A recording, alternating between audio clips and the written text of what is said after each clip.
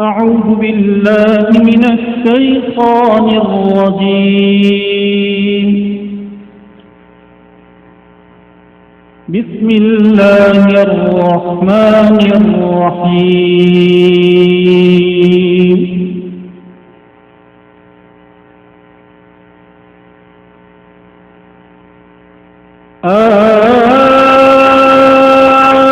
أنتم أشد خلقا من السماء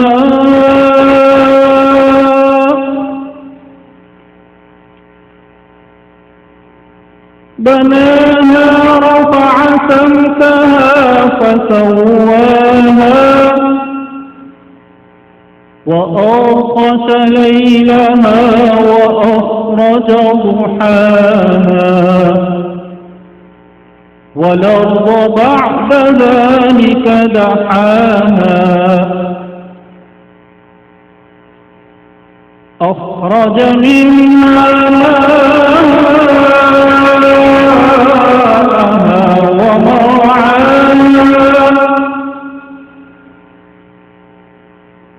والجبال أرساها متاعا لكم ولأنعامكم فإذا جاءت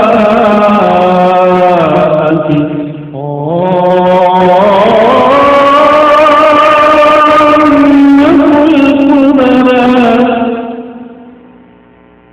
يوم يتذكر الإنسان ما سعى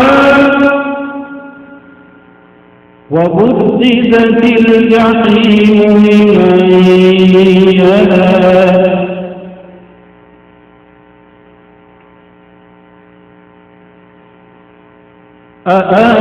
أأنتم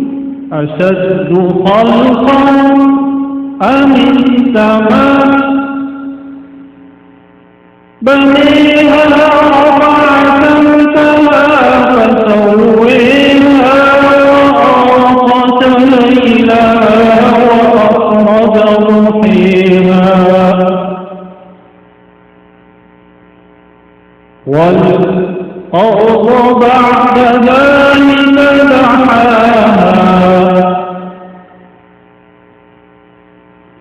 أخرج منها ماءها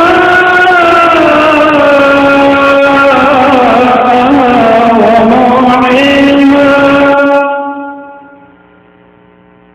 والجبال أرسيها متاعا لكم ولأنعامكم فإذا جاءت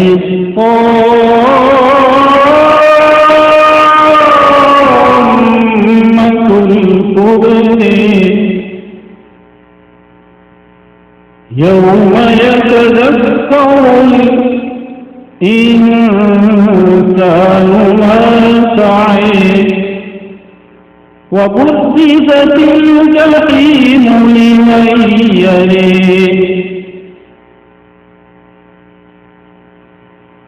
فأما من طغى وآثر الحياة الدنيا فإن الجحيم هي المأوى وأما من خاف مقام ربه ونهى النفس عن الهوى فإن الجنة هي المأوى يسألونك عن الساعة أيان مرساها فيما أنت من ذكراها إلى ربك منتهاها إنها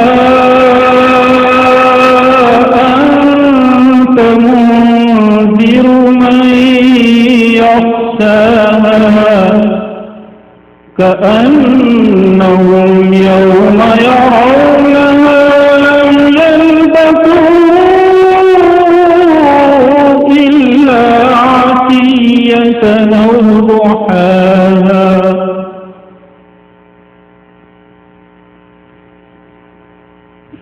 فأما من طغى وآثر الحياة الدنيا فإن الجحيم هي المأوى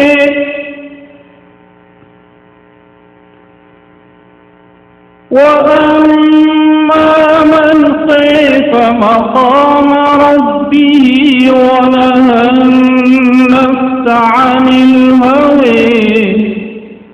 فإن الجنة هي المأوى يسألونك عن الساعة أيان مرسيها فيما أنت من ذكرها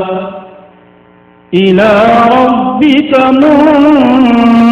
منتهيها إنما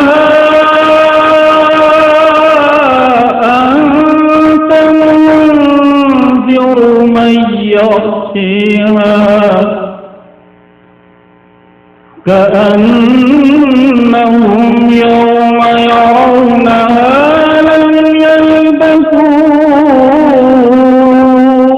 إلا عشية أو ضحيها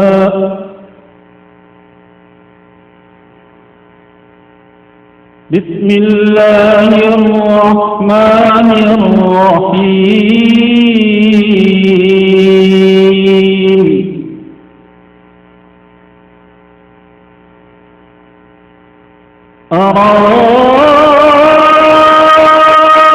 أرأيت الذي يكذب بالدين فذلك الذي يدع اليتيم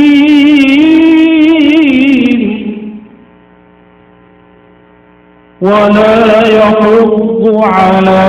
طعام المسكين فويل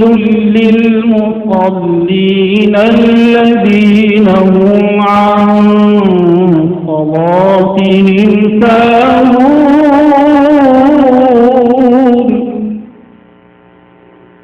الذين هم يراءون ويمنعون الماعون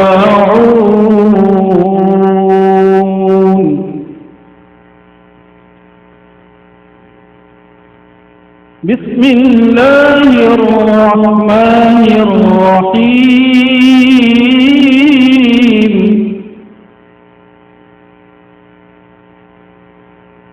أرأيت الذي يكذب بالدين فذلك الذي يدع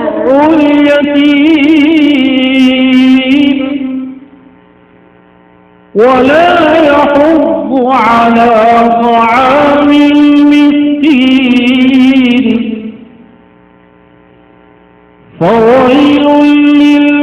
للمصلين الذين هم عن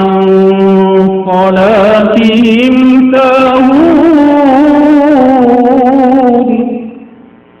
الذين هم يراءون